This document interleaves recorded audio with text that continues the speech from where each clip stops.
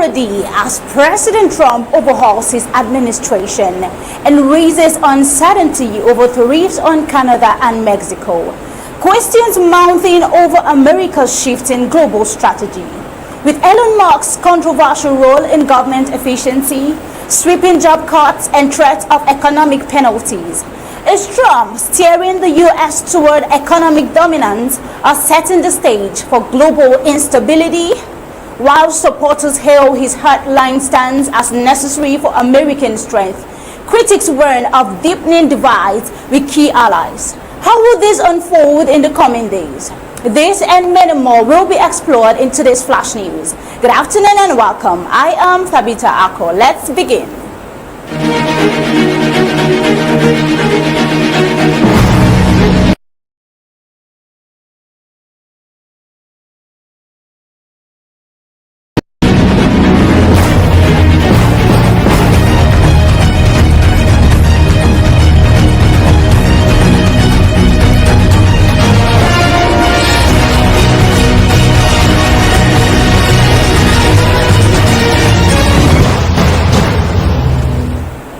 Today, in a dramatic display of policy reorientation, President Donald Trump's first cabinet meeting showcased sweeping reforms and ambiguous trade threats that has left allies and adversaries alike questioning the direction of U.S. policy. During the meeting, top officials including Commerce Secretary Howard Dodik and State Secretary Marco Rubio gathered with Trump. Yet, the most striking figure was billionaire Elon Musk, who appeared in a tech support T-shirt to present his role in the newly created Department of Government Efficiency known as DOGE. In a statement, Musk explained a literal description of his work, a humble tech support, and to fix government computer systems. His remarks come on the heels of a controversial memo that urged federal agencies to prepare for major workforce reductions, a plan that already led 21 DOGE employees to resign over concerns about data security and the dismantling of public services. Trump wasted no time pushing his reform agenda. I spoke with Lee Zeldin, and he thinks we're going to cut 65% of the Environmental Protection Agency staff, Trump declared. He continued, we had a lot of people that weren't doing their job. They were just obstructionists. Without this cut, America will go bankrupt. The president also expanded on his gold card immigration plan, proposing that new immigrants pay $5 million for a fast track to citizenship, a measure he compared to a signing bonus for elite talent from companies like Apple. Let's watch.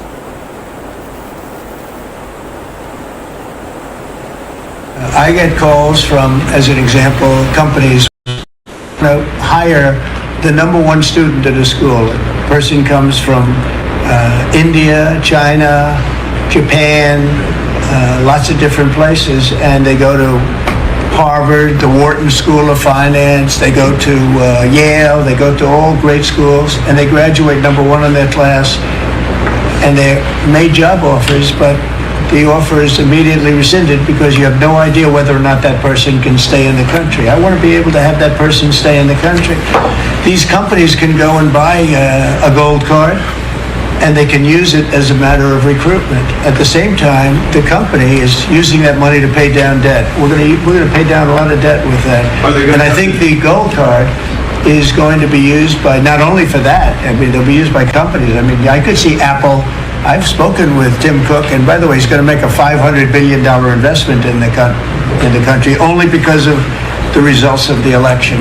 And I think because of tariffs. He's going to want to be in the country because of tariffs. Because if you're in the country, there is no tariff. If you're out of the country, you got to pay tariffs. And that's going to be a great investment, I think, that he's making. I know it's going to be a great investment. But we have to be able to get people in the country, and we want people that are productive people. And I will tell you, the people that can pay $5 million, they're going to create jobs. They're going to spend a lot of money on jobs. But we also having a tremendous support from Border Patrol, from ICE. The ICE agents have been unbelievable. Border Patrol, their leadership at Border Patrol has been incredible.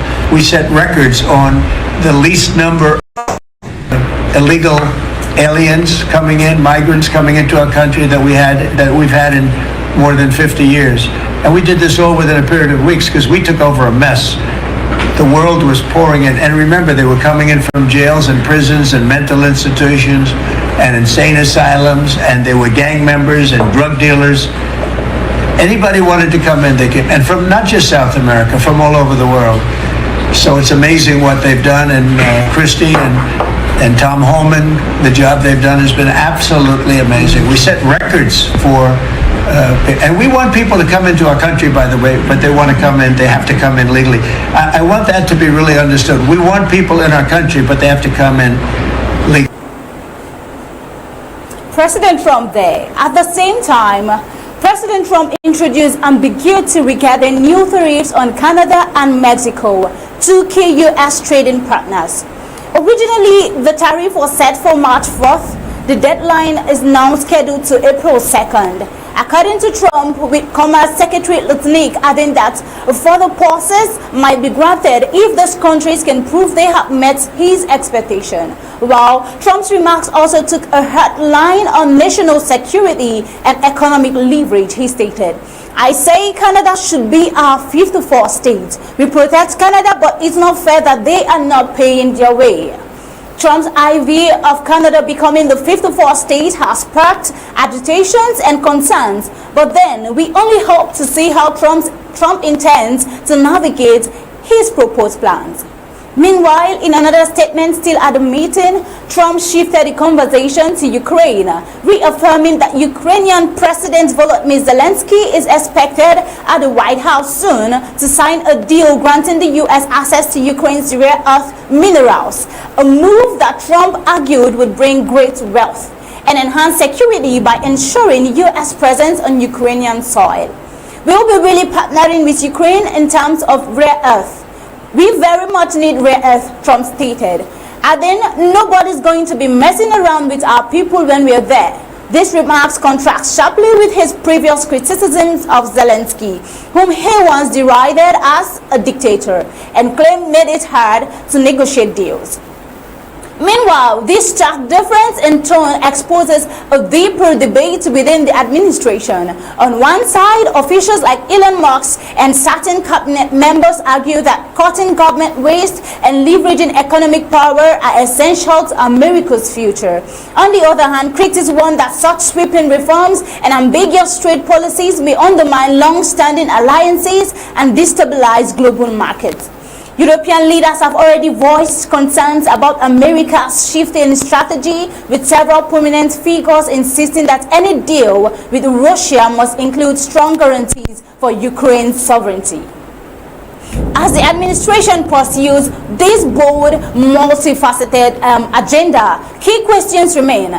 Can the promise of massive savings from workforce cuts and tariff reconfigurations outweigh the risks of alienating critical allies?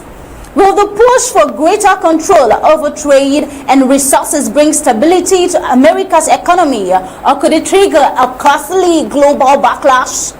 In the coming weeks, as the nation and its partners watch closely, the success or failure of these policies will likely reshape U.S. influence worldwide. For now, Trump's administration stands at a crossroads, poised to redefine government efficiency in global trade, but with the specter of unintended consequences looming large. Well, moving over to a recent report. A court in Sarajevo has sentenced pro-Russian Bosnian Serb President Milorad Dodik to 1 year in prison and banned him from politics for 6 years. On trial over his defiance of the international envoy overseeing peace in Bosnia has ignited sharp reactions across the region. At a high-profile hearing, VRC spokesman Patrick Muyaya said, "No individual is above the state and everyone will be held accountable." This sentiment is echoed by many who view the sentence as a necessary step to preserve the Dayton Accords, which ended the 1992 to 1995 war by dividing Bosnia into two entities with shared institutions. Supporters argue that Dodik's repeated calls for Republika Srpska to join neighboring Serbia undermine Bosnia's fragile unity and fuel ethnic tensions. In response to the verdict, Dodik addressed a large crowd in Banja Luka, declaring, "They say I am guilty, but now people here will say why I am not guilty. There is no reason to worry. I have learned to deal with tougher situations." His defiant tone has resonated with many in his base, who view the ruling as an attack on their democratic choice. Serbian President Aleksandar Vučić further boosted Dodik's position by calling the verdict shameful, unlawful, and anti-democratic, describing it as an attempt to break down Republika Srpska and the Serb people's rights.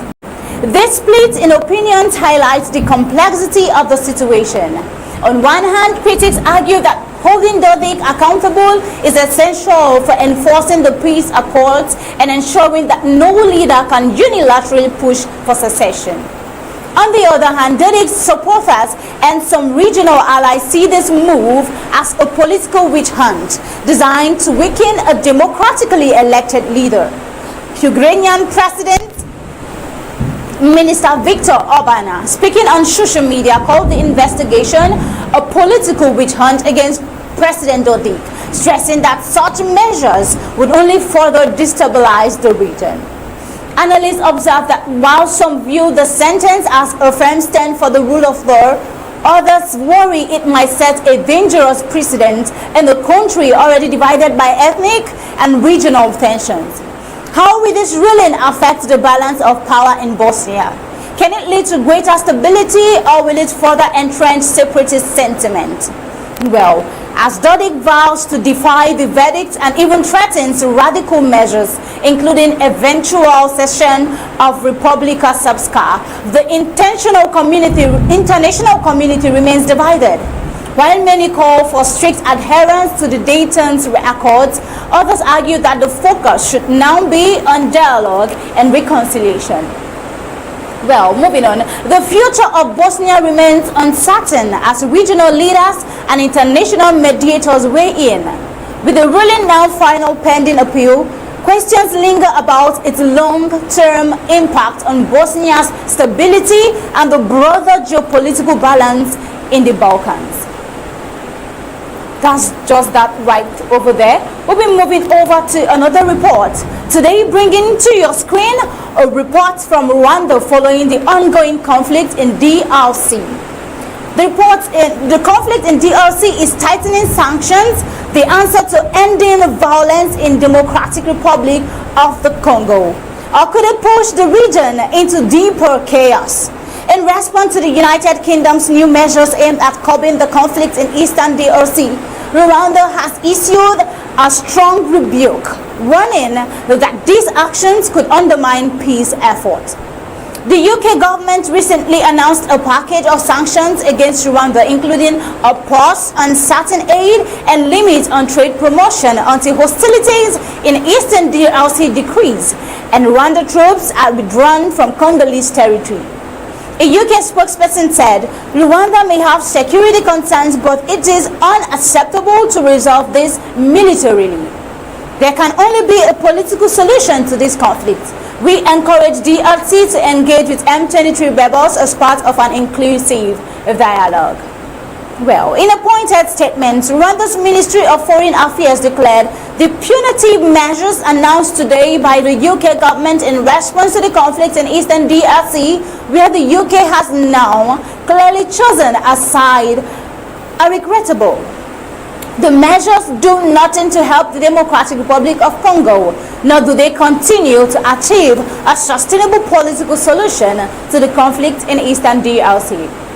Meanwhile, analysts on both sides of the debate see the issue from different angles. Some argue that the sanctions are a necessary step to pressure Rwanda into ending its alleged support for the M23 rebels, a group that has seized key territories like Goma and Bukavu.